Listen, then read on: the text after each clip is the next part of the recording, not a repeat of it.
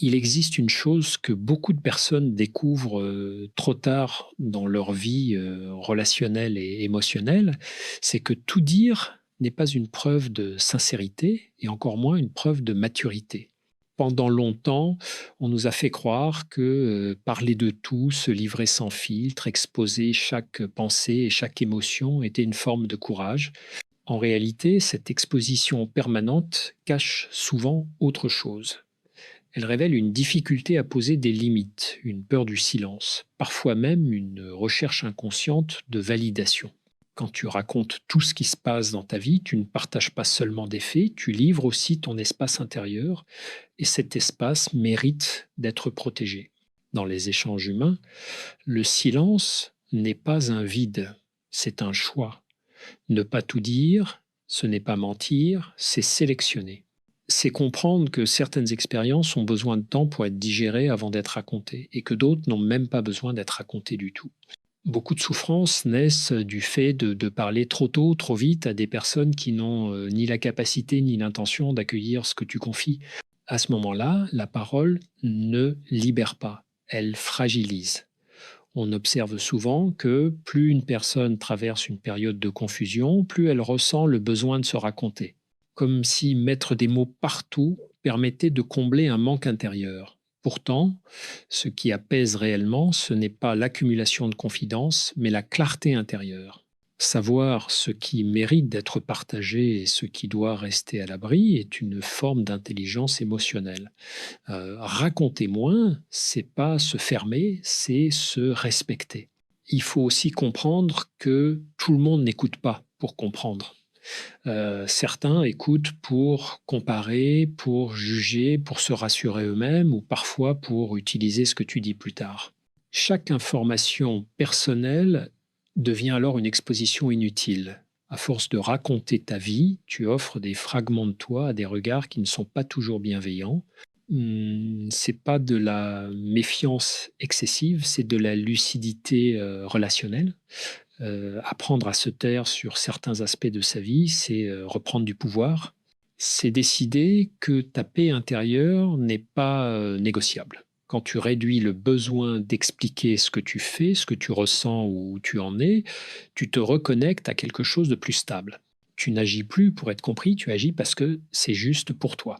Ce déplacement est fondamental parce qu'il marque le passage d'une vie tournée vers le regard des autres à une vie ancrée dans la cohérence personnelle. Ce besoin de raconter ce qui se passe dans ta vie est rarement anodin, il ne vient pas de nulle part. Très souvent, il est lié à une confusion entre proximité et exposition. On pense que plus on dit, plus on crée du lien, mais en réalité, le lien profond ne se construit pas sur la quantité d'informations partagées, il se construit sur la qualité de la présence. Il y a des relations où moins tu parles, plus tu es compris, et d'autres où plus tu parles, moins tu te sens en sécurité. Beaucoup de personnes confondent transparence et vulnérabilité maîtrisée. Être transparent en permanence peut devenir une forme d'abandon de soi. Chaque détail livré sans discernement enlève un peu de solidité intérieure. Car à force de raconter, tu te mets inconsciemment en position d'attente. Attente d'un avis, d'un conseil, d'une approbation ou parfois même d'une contradiction. Ton équilibre dépend alors du retour extérieur et non plus de ta propre boussole intérieure. Il est important de comprendre que certaines expériences ont besoin de silence pour se structurer. Quand tu racontes trop vite ce que tu vis, tu interromps souvent ce processus naturel d'intégration, tu transformes une expérience encore fragile en récit public, et ce récit, une fois exposé, n'est plus vraiment à toi, il est interprété, commenté, parfois minimisé ou déformé. Ce qui aurait pu devenir une source de clarté intérieure se transforme alors en confusion supplémentaire. Le silence, dans ce contexte, n'est pas une fermeture émotionnelle, c'est une maturation. Il permet de distinguer ce qui relève de l'émotion passagère et ce qui touche quelque chose de plus profond. Tout ne mérite pas d'être raconté au moment où c'est ressenti. Certaines choses doivent d'abord être comprises, digérées, parfois même transformées avant de pouvoir être partagées, si elles doivent l'être un jour. On remarque aussi que raconter constamment sa vie peut devenir une manière d'éviter l'introspection. Parler occupe l'espace que le silence pourrait utiliser pour révéler des vérités inconfortables. Rester seul avec ses pensées, sans les projeter immédiatement vers l'extérieur, demande du courage, mais c'est précisément dans cet espace que se construit une stabilité émotionnelle durable. Celui qui sait se taire n'est pas celui qui fuit, mais celui qui écoute ce qui se passe à l'intérieur avant de chercher une oreille à l'extérieur. Apprendre à moins raconter, c'est aussi apprendre à mieux choisir à qui l'on parle. Toutes les relations ne donnent pas droit à l'intimité. Toutes les oreilles ne sont pas prêtes à recevoir ce qui est fragile. Poser cette distinction n'est ni de l'arrogance ni de la froideur. C'est une forme de respect envers soi-même. Plus tu sélectionnes, plus ta parole gagne en poids. Moins tu parles, plus ce que tu dis devient essentiel. Avec le temps, on réalise que raconter sa vie peut devenir un réflexe presque automatique. Dès qu'un événement survient, agréable ou difficile, l'envie de le partager apparaît immédiatement, comme si l'expérience n'existait pleinement qu'une fois validée par le regard extérieur. Pourtant, cette habitude affaiblit progressivement le rapport à soi. Plus tu racontes, plus tu déplaces le centre de gravité de ta vie vers l'extérieur, tu te mets à vivre en partie pour être raconté, expliqué, compris, au lieu d'être simplement vécu. Il y a aussi une illusion très répandue, celle de croire que parler soulage toujours. En réalité, parler soulage seulement quand la personne en face est capable d'écouter sans juger, sans comparer, sans projeter ses propres peurs. Dans le cas contraire, la parole devient un fardeau supplémentaire. Tu te retrouves à porter non seulement ce que tu vis, mais aussi les réactions, les interprétations et parfois les maladresses de ceux à qui tu t'es confié, et ce qui devait alléger finit par alourdir. On sous-estime souvent l'impact psychologique de cette surexposition. Chaque fois que tu racontes une difficulté, tu la fixes dans un récit, tu lui donnes une forme définitive, alors qu'elle est encore en mouvement. Certaines situations ont besoin de rester floues un temps, parce que ce flou permet l'évolution. Raconter trop tôt, c'est parfois figer une histoire qui aurait pu se transformer autrement. Le silence laisse de l'espace au changement. Il est également essentiel de comprendre que tout le monde n'a pas accès à ton intimité émotionnelle. Ce n'est pas une question de mérite moral, mais de capacité relationnelle. Certaines personnes ne savent pas contenir ce que tu leur confies. Elles le répètent, le banalisent ou l'utilisent pour se positionner. Apprendre à se taire, c'est reconnaître cette réalité sans amertume. Ce n'est pas fermer son cœur, c'est le protéger. Quand tu réduis volontairement ce que tu racontes, quelque chose change dans ta posture intérieure. Tu deviens moins dépendant du regard des autres. Tu commences à ressentir une forme de stabilité nouvelle. Tes choix n'ont plus besoin d'être justifiés. Tes doutes n'ont plus besoin d'être exposés pour exister. Tu développes une relation plus directe avec toi-même et cette relation devient une source de sécurité plus fiable que n'importe quelle validation extérieure. Ce silence choisi crée aussi un effet paradoxal dans les relations, que quand tu parles moins, tu observes davantage, tu vois qui s'intéresse vraiment à toi et qui s'intéressait surtout à ce que tu racontais. Cette distinction est parfois inconfortable, mais elle est profondément révélatrice. Elle te permet de faire le tri, non pas dans l'urgence, mais avec lucidité. Et peu à peu, tes relations deviennent plus simples, plus sincères, parce qu'elles ne reposent plus sur une exposition constante, mais sur une présence authentique. Il y a un moment charnière où l'on comprend que se raconter moins n'est pas une perte, mais un gain un gain de clarté, d'énergie et de liberté intérieure. À force de verbaliser chaque détail de sa vie, on finit par se disperser. On cherche des réponses à l'extérieur alors que les bonnes questions se trouvent déjà à l'intérieur. Réduire la parole, c'est recentrer l'attention. C'est arrêter de demander au monde ce que l'on peut d'abord s'offrir à soi-même. Beaucoup découvrent. Alors, une chose essentielle, la dignité émotionnelle ne fait pas de bruit. Elle ne s'explique pas, elle se ressent. Quand tu cesses de justifier tes choix, de détailler tes blessures ou de défendre ton parcours, tu envoies un message silencieux mais puissant. Tu dis, sans mots, que ta valeur ne dépend pas de l'approbation. Cette posture transforme la relation que tu entretiens avec les autres, mais surtout celle que tu entretiens avec toi. Il faut aussi reconnaître que raconter sa vie peut parfois servir à éviter l'inconfort de l'attente, attendre que les choses se décantent, attendre que les émotions se calment, attendre que le sens apparaisse. Parler devient alors une manière de remplir le vide. Pourtant, c'est précisément dans ce vide que quelque chose d'essentiel se construit. Le silence permet à l'expérience de prendre forme, de se réorganiser, de révéler ce qu'elle contient vraiment. Apprendre à se taire, ce n'est pas devenir distant, c'est devenir sélectif. C'est choisir des moments, des personnes et des mots. C'est accepter que tout ne soit pas immédiatement partagé, compris ou validé. Cette retenue crée une solidité intérieure. Tu n'es plus emporté par le besoin de réagir ou d'expliquer. Tu observes, tu ajustes, tu avances. Et cette façon d'être apaise profondément. On constate aussi que lorsque l'on parle moins de soi, l'écoute change. Les échanges deviennent plus équilibrés. Tu n'es plus seulement celui qui raconte, tu deviens celui qui perçoit, qui comprend, qui accueille. Cette transformation modifie la qualité des relations.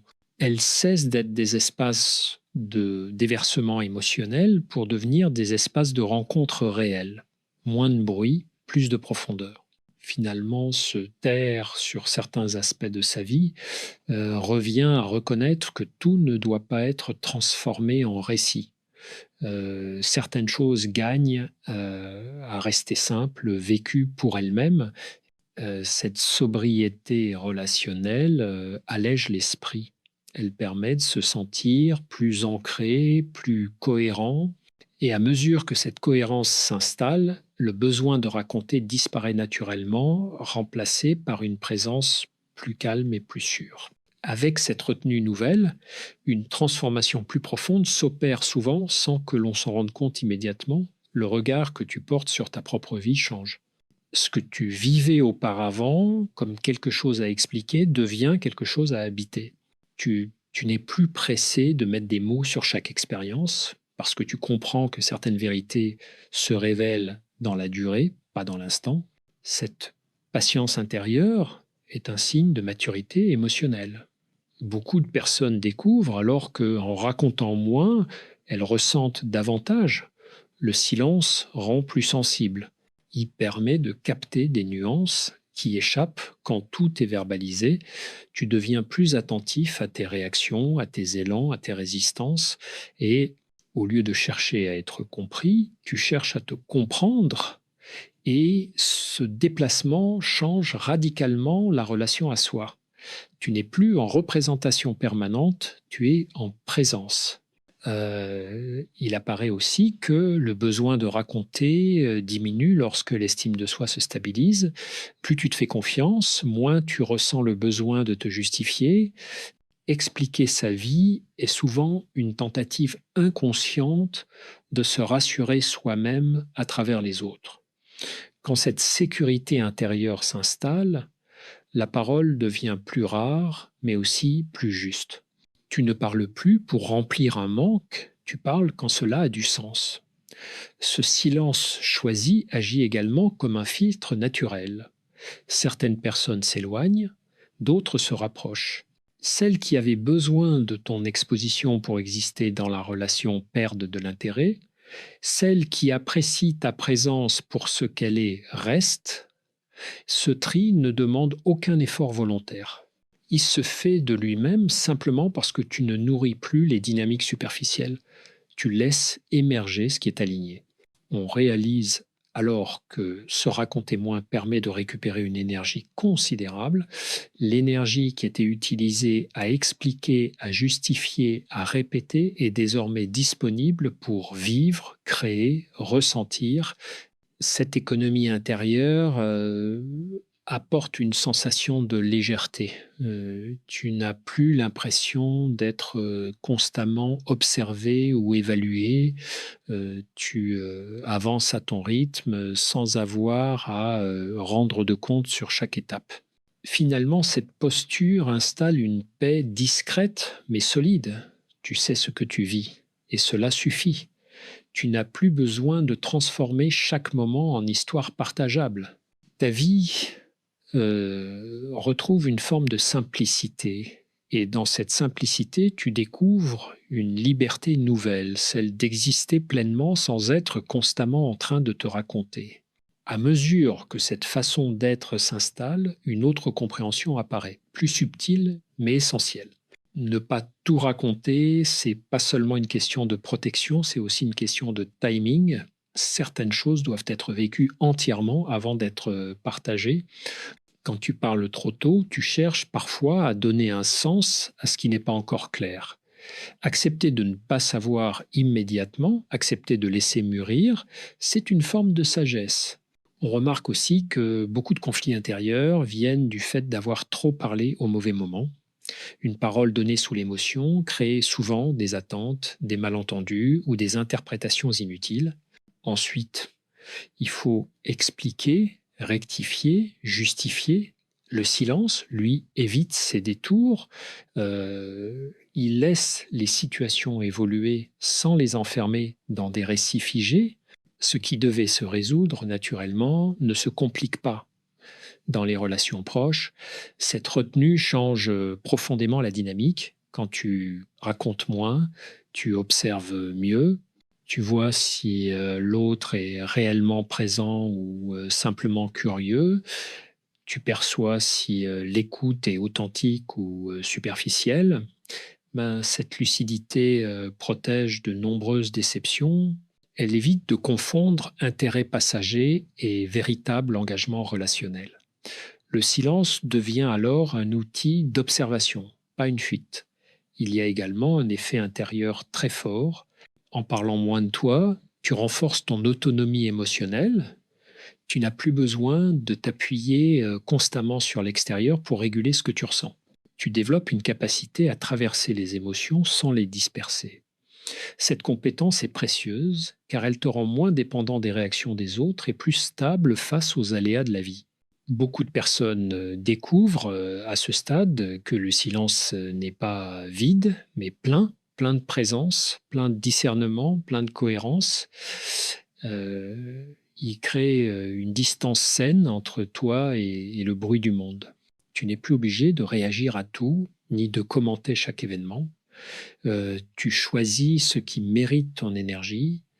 Cette sélection consciente allège profondément le mental. Progressivement, raconter moins devient naturel. Ce n'est plus un effort ni une règle rigide, c'est une conséquence directe d'un rapport plus apaisé à soi-même. Tu n'as plus besoin d'exister à travers le récit de ta vie, tu existes par ta manière d'être, par ta constance, par la qualité de ta présence.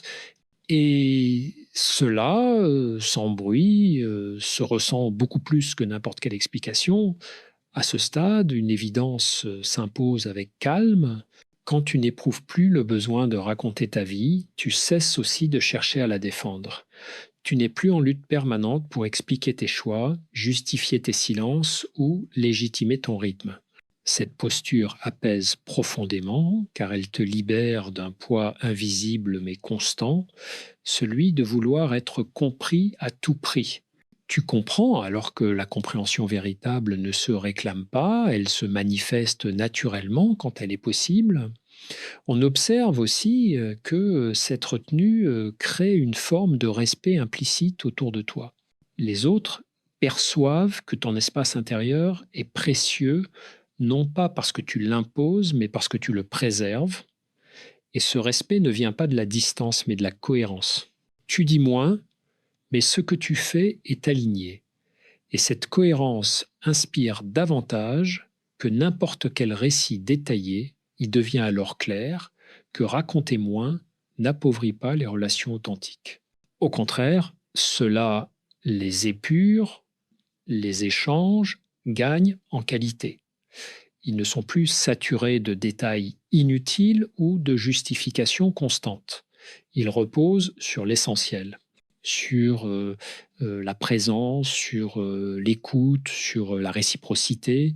Les relations superficielles se dissolvent d'elles-mêmes, tandis que les liens sincères se renforcent sans effort. À l'intérieur, quelque chose se stabilise durablement. Tu n'as plus l'impression de courir après un soulagement immédiat par la parole. Tu acceptes les moments d'incertitude sans les transformer aussitôt en discours. Cette capacité à rester avec ce qui est, sans l'exposer ni le fuir, renforce une sécurité intérieure profonde. Tu sais que tu peux te contenir, te comprendre et avancer sans t'éparpiller. Il apparaît aussi que cette manière d'être redonne toute sa place au silence partagé. Il y a des silences qui rapprochent plus que 1000 mots, des silences où l'on se sent vu sans être analysé, compris sans être interrogé, en racontant moins. Tu ouvres la porte à ce type de présence rare, une présence simple, stable, sans tension. Et cette qualité relationnelle est devenue précieuse dans un monde saturé de paroles. Finalement, cette transformation mène à une conclusion simple mais puissante. Arrêter de raconter ce qui se passe dans ta vie n'est pas un retrait du monde, c'est un retour vers toi. Un retour vers une façon plus juste de vivre où la parole retrouve sa valeur parce qu'elle n'est plus utilisée pour combler un manque. Tu parles quand cela éclaire, tu te tais quand cela protège. Et dans cet équilibre, ta vie gagne en densité, en liberté et en paix intérieure. Arrêter de raconter ce qui se passe dans ta vie, au fond, revient à faire un choix simple mais exigeant. Le choix de te faire confiance, de reconnaître que tout n'a pas besoin d'être confirmé, validé ou expliqué pour exister. Lorsque tu intègres cela, ta relation au monde change subtilement. Tu n'es plus en demande constante de reconnaissance, tu n'es plus suspendu aux réactions, tu avances avec une stabilité nouvelle parce que tu sais où tu en es, même quand personne d'autre ne le sait. Cette posture apporte une forme de liberté intérieure que beaucoup cherchent sans la nommer, la liberté de vivre sans commenter chaque étape. La liberté de traverser des phases de doute, de transition ou de transformation sans les exposer prématurément. Ce silence n'est pas un retrait, c'est un espace. Un espace où tu peux ajuster, comprendre, parfois changer de direction sans avoir à te justifier. Et cet espace devient protecteur. On se rend compte aussi que lorsque tu racontes moins, tu observes mieux la vie telle qu'elle est. Les situations se révèlent avec plus de clarté. Les relations montrent leur vraie nature. Ceux qui restent présents sans avoir besoin d'explications constantes sont souvent ceux avec qui le lien est le plus sain. Ceux qui disparaissent quand tu te racontes moins n'étaient peu, être attaché qu'au récit, pas à la personne. Cette prise de conscience, bien que parfois déstabilisante, est profondément libératrice. Progressivement, la parole retrouve sa juste place. Elle n'est plus utilisée pour apaiser une insécurité, mais pour partager un sens. Tu parles quand tu choisis, pas quand tu ressens une urgence. Ce changement modifie la qualité de ta voix, de ta présence, de tes relations. Tu n'es plus dans la réaction, tu es dans l'intention. Et cette intention rend chaque mot plus juste, plus posé, plus vrai. Il y a aussi une forme de repos qui s'installe, le repos de ne plus avoir à se raconter pour se sentir légitime. Tu peux être en chemin sans en faire un récit, tu peux traverser des expériences intenses sans les transformer en explications immédiates. Cette sobriété émotionnelle allège l'esprit et renforce l'estime de soi. Tu sais que ta valeur ne dépend pas de ce que tu dis, mais de la manière dont tu vis. Au final, apprendre à se taire sur certains aspects de sa vie, c'est accepter que tout ne soit pas partagé, mais que tout soit vécu pleinement. C'est comprendre que la paix intérieure ne vient pas de l'exposition, mais de la cohérence quand tu vis aligné. Le besoin de raconter disparaît de lui-même. Et dans ce silence choisi, tu découvres une force tranquille, une présence stable, une manière d'être qui n'a plus besoin de se prouver. C'est là que quelque chose se pose. Et c'est souvent là que commence une vie plus simple, plus libre et plus juste. Et souvent, c'est à ce moment précis que quelque chose d'inattendu se produit. Quand tu n'as plus besoin de raconter, la vie commence à te parler autrement, non pas à travers les réactions des autres, mais à travers tes propres sensations. Tu deviens plus attentif à ce qui t'apaise réellement, à ce qui te fatigue, à ce qui t'éloigne de toi ou au contraire te recentre. Cette écoute intérieure devient un repère plus fiable que n'importe quel conseil extérieur. En cessant de transformer chaque expérience en récit, tu te rends compte que beaucoup de tensions disparaissent d'elles-mêmes. Il y a moins de malentendus, moins d'attentes implicites, moins de déceptions liées à des interprétations. Tu n'as plus besoin de revenir sur ce que tu as dit, de corriger ce que l'autre a compris, de défendre une version de toi-même. Tu redeviens mobile, vivant, libre de te transformer sans devoir expliquer chaque évolution. Cette posture modifie aussi ton rapport au temps. Tu n'es plus pressé de conclure, de définir, de nommer. Tu acceptes que certaines choses restent ouvertes, qu'elles prennent forme lentement.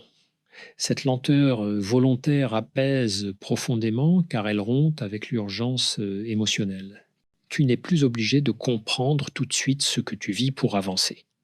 Tu avances et la compréhension suit. Peu à peu, tu découvres que le silence est un allié précieux pour rester aligné. Il te protège des projections, des comparaisons et des attentes inutiles. Il te permet de rester fidèle à ce que tu ressens vraiment, même quand cela ne correspond pas à ce que l'on attend de toi. Cette fidélité à toi-même devient une source de solidité intérieure.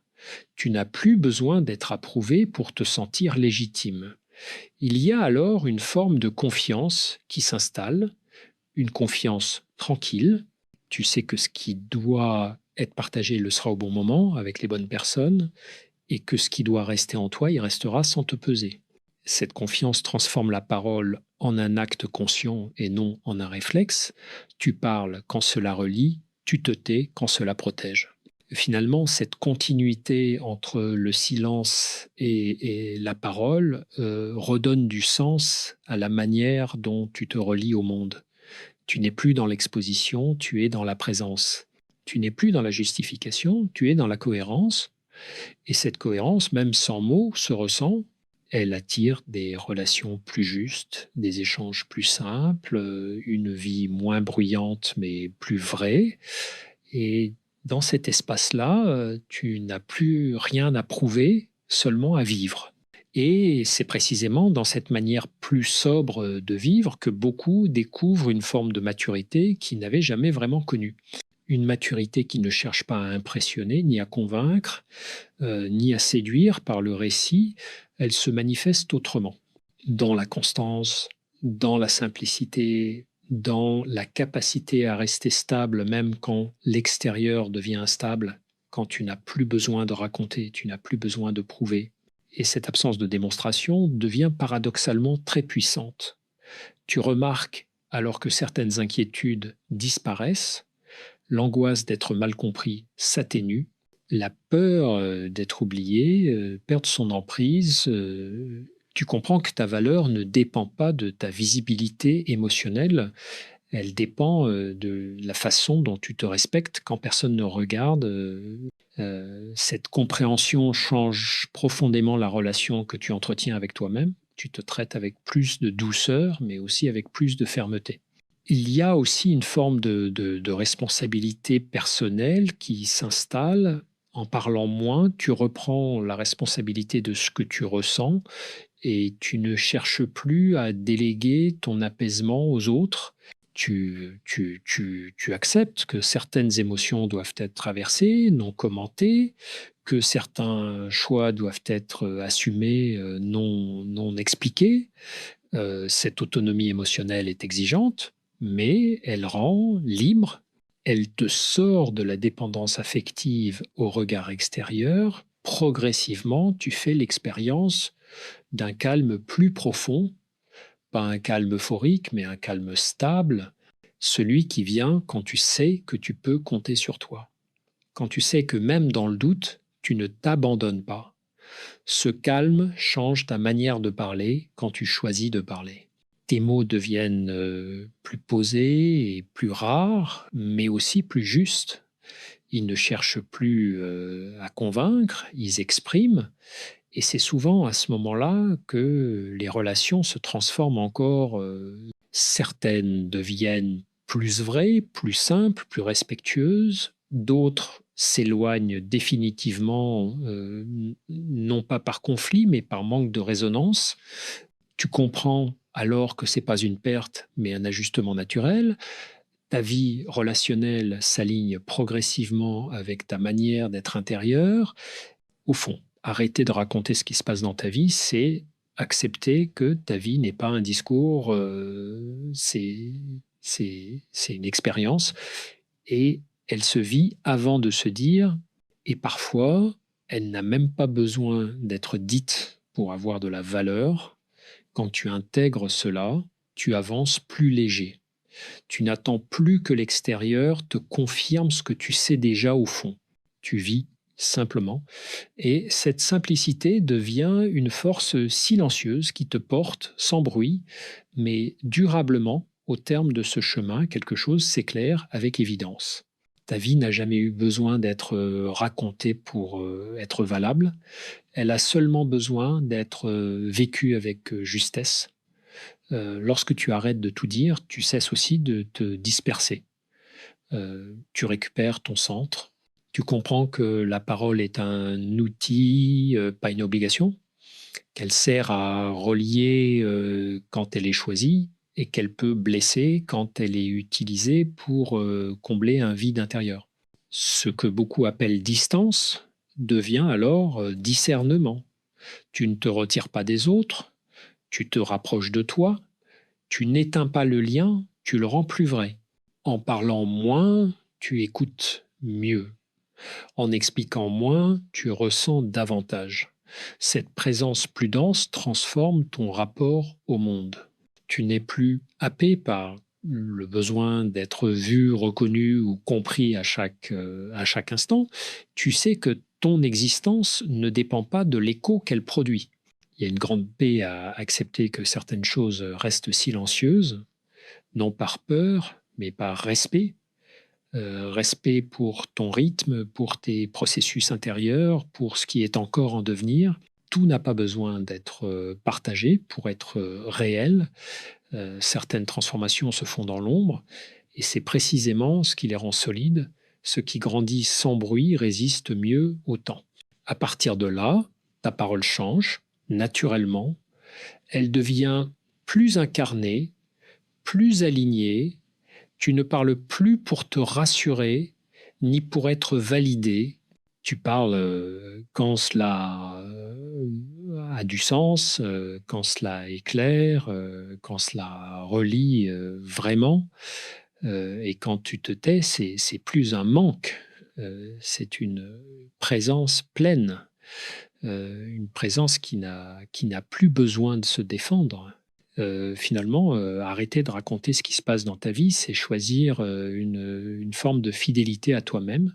C'est refuser de transformer ton intimité en exposition permanente. C'est comprendre que ta valeur ne se mesure ni au nombre de confidences, ni à l'attention reçue. Elle se mesure à la cohérence entre ce que tu vis, ce que tu ressens et ce que tu respectes en toi.